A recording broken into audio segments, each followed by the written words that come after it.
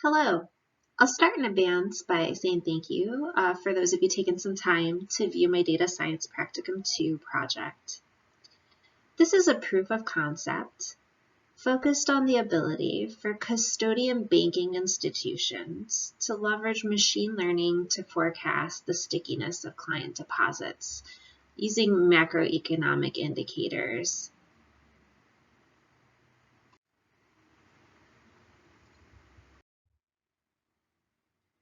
Historically, many institutions are backwards looking, relying on historical behaviors of clients to gauge what depositors will do at any point in a given calendar year.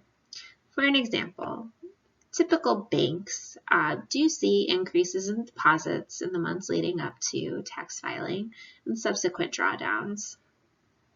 This is something that we can count on every year, but it does leave a vast window of opportunity lost to identify relationships in our deposit trending that could be useful to banks. This kind of comes in twofold in terms of liquidity and earnings. So in business as usual, when markets are behaving normally, by not utilizing the data that we have available and finding relationships, we may be leaving opportunity on the table in terms of more aggressive investment. This would involve funding desks in Treasury, investing in securities with maturities that are further out in the future. With more risk, you get more yield. And so at the moment, with our low interest rate environment, us being able to recognize that we can go further out in the future in our investments means that we can bring more yield to the bank and basically meet Wall Street's expectations of our earnings. But also, if we can put together a methodology that allows us to identify periods of risk in advance of them occurring, liquidity management groups can be better able to leverage what the industry refers to as dry powder mechanisms, which include things like Federal Home Loan Bank advances, etc. It's kind of structural funding. And if they're able to have better sight on a potential stress on the bank, we can enter into positions that would prop up liquidity ratios that are a regulatory requirement at a lower cost, again, saving money for the bank. So for us in the banking institution, if we're able to see out, 4 quarters into the future or more, we can make better informed balance sheet management decisions, taking on more opportunity to earn net interest income in business as usual scenarios. And then also just, managing downside risk as well with a preemptive approach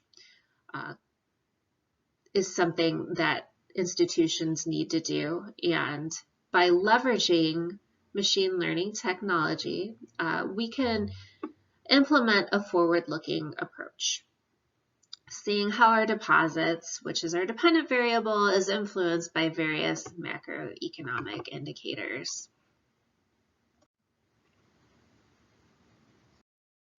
So let's talk about random forest regression.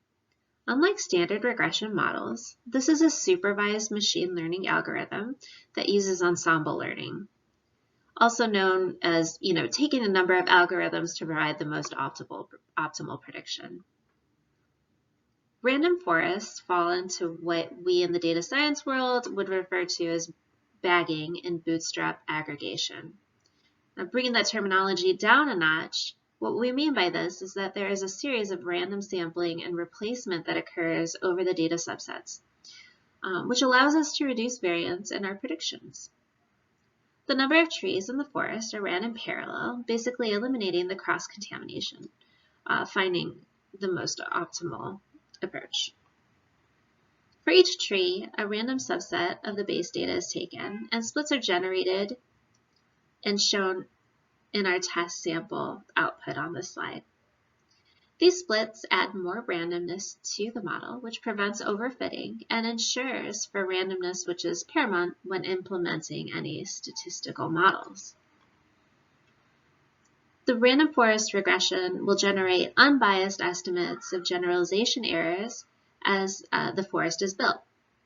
But most notably is that in this approach, we can get around the assumption of a Gaussian or standard norm of bell curve distribution that regression requires to function, which is a big issue with banking deposits. They typically don't follow that standard bell curve.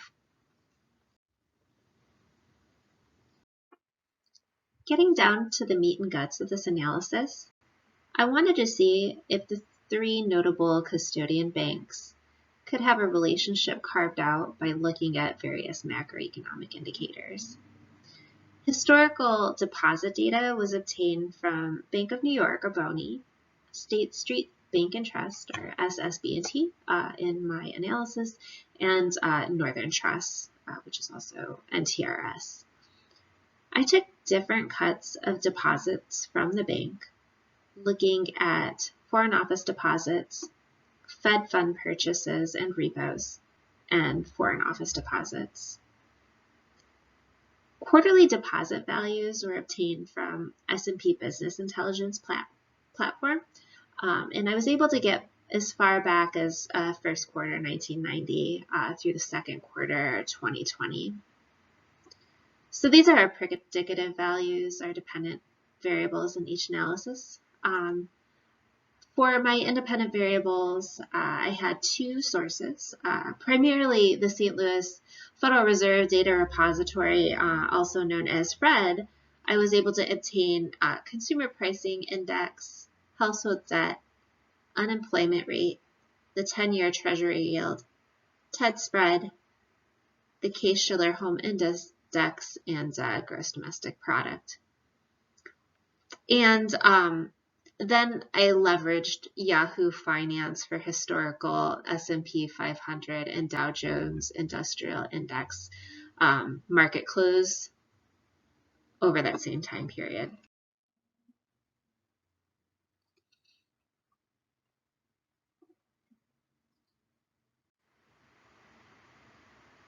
In terms of data transformations, a couple of main transformations took place, primarily removing any NAs or missing data.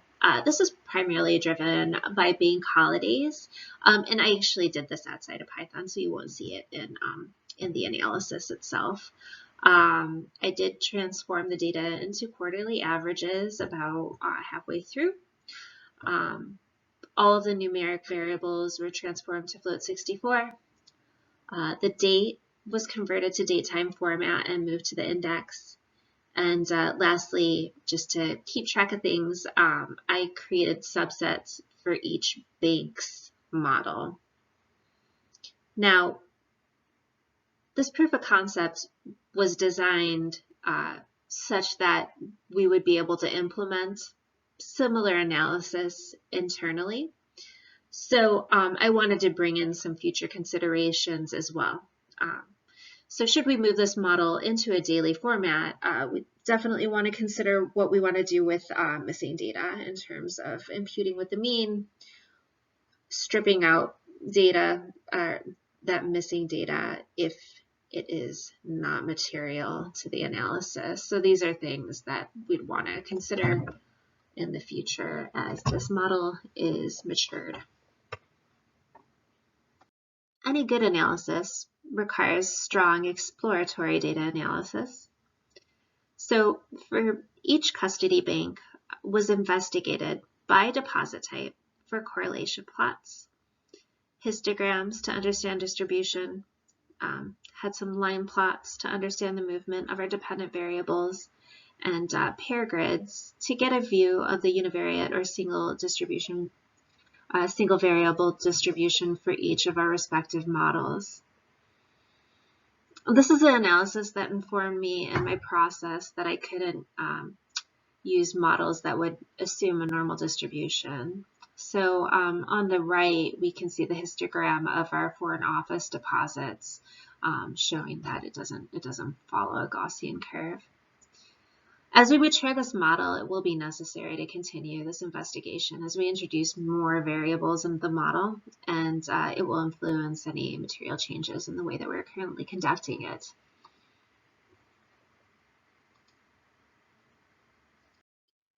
So I do have some takeaways from this investigation and modeling. Again, to reiterate, this analysis was conducted for State Street, Bank of New York, and Northern Trust. In the end, I went with just 2 deposit types, which included our domestic and foreign office deposits. Initially, I did incorporate the more structural Fed fund deposits and repos, but having a little insight into the behavior and the reasoning why banks leverage these deposits, I felt that it was unnecessary to predict because they're typically leveraged in response to bank activities. So not really something that would necessarily be forecasted by macroeconomic indicators. So I ran through and put together correlation heat maps on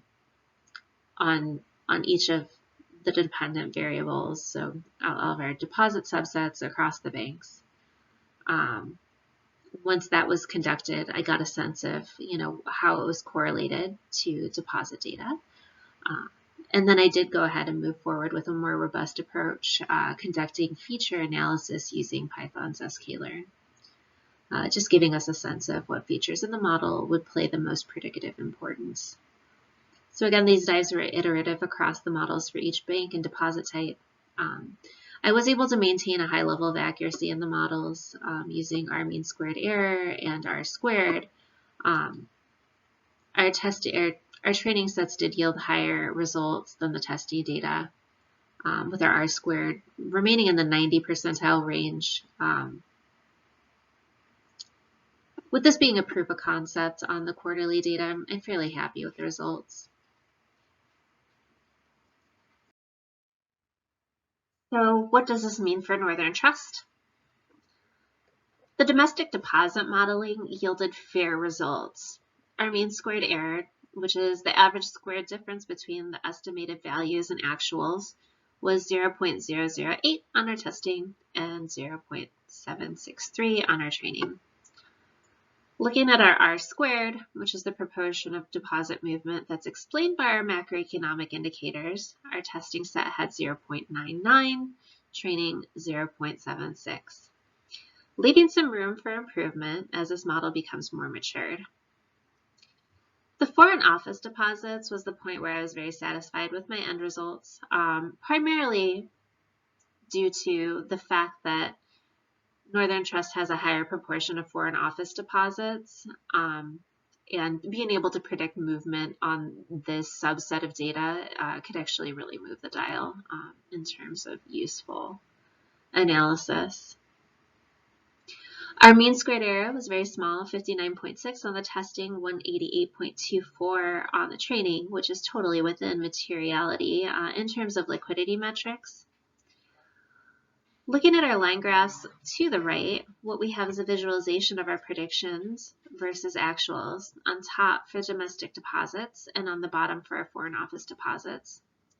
The goal was to leverage macroeconomic indicators to forecast deposit movement. In the end, we have a model that accurately predicted the slow decline of domestic deposits from the early 1990s forward.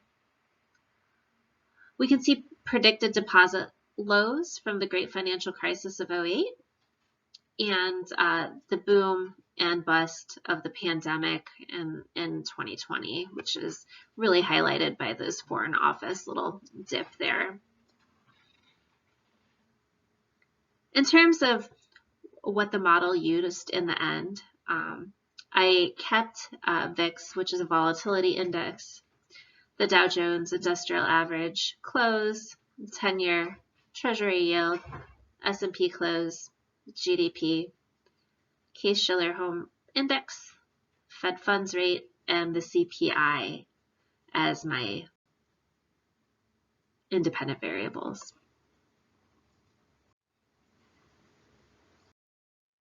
From this proof of concept, we find that we can forecast deposit movement with very accurate results on known indicators using random forest regression.